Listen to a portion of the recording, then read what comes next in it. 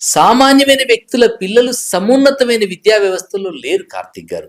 మాకు ఐఏఎంలో కావచ్చు, ఎయిమ్స్‌లో కావచ్చు 72% ప్రభుత్వ పాఠశాలల్లో, ప్రభుత్వ కళాశాలల్లో చదువుకున్నటువంటి విద్యార్థులకి మీరు అవకాశం ఇవ్వండి.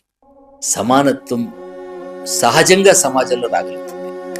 బక్క చిక్కినోడికి బలిసినోడికి బరిగిస్తే గెలిసేది బలిసిన వాడే. 3వ తరగతిలో, 2వ తరగతిలో, 5వ తరగతిలో ఐఐటి ఫౌండేషన్ కోర్సు పెట్టినోడు లక్షల రూపాయలు వేసి కొనుక్కున్నవాడు ఐఐటికి వెళ్తున్నాడు.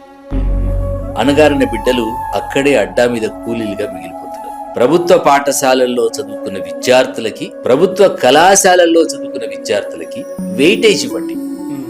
ఈ దేశంలో కరప్షన్ ఆగుతుంది. ఈ దేశంలో సేవా రంగాలు మెరుగుపడతాయి. ఈ దేశంలో సమానత్వం రావడానికి అవకాశం ఉంటుంది.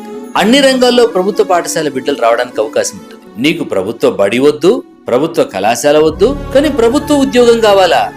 1వ తరగతి నుంచి 10వ తరగతి వరకు ప్రభుత్వ పాఠశాలల్లో చదువుకున్న విద్యార్థులకి, +1, +2 ఇంటర్మీడియట్ ప్రభుత్వ కళాశాలలో చదువుకున్న విద్యార్థులకి ఎంసెట్ కానీ, నీట్ కానీ, జేఈ మెయిన్స్ అండ్ అడ్వాన్స్ లో కానీ మీరు వెయిటేజ్ ఇవ్వండి.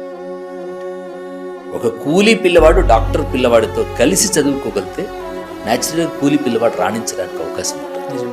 ఎప్పుడైతే ప్రభుత్వ పాఠశాలకు వెయిటేజ్ ఇవ్వాలనేటువంటి ఒక గొప్ప ఔదార్యంతో ప్రభుత్వాలు కనుక ముందుకు రాగలిగితే అస్సలు ఈ దేశంలో 78 సంవత్సరాలుగా సాధించని సమానత్వం, సాధించని సామాజిక న్యాయం తప్పకుండా సాధ్యం కాగలుగుతుంది.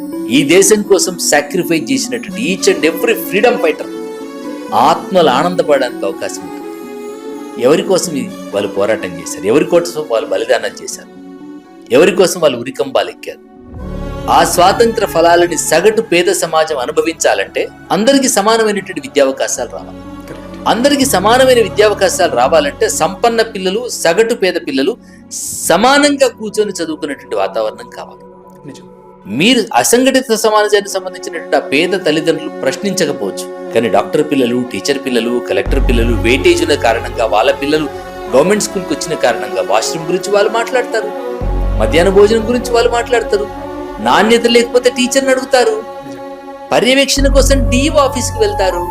ప్రభుత్వ పాఠశాలల్లో చదువుకున్న పిల్లలకి మాత్రమే ప్రభుత్వ ఉద్యోగాల్లో, ప్రభుత్వ ఉన్నత విద్యా అవకాశాల్లో కల్పించగలిగితే ఈ దేశం కోసం త్యాగం చేసినటువంటి దేశభక్తుల త్యాగానికి సార్థకత.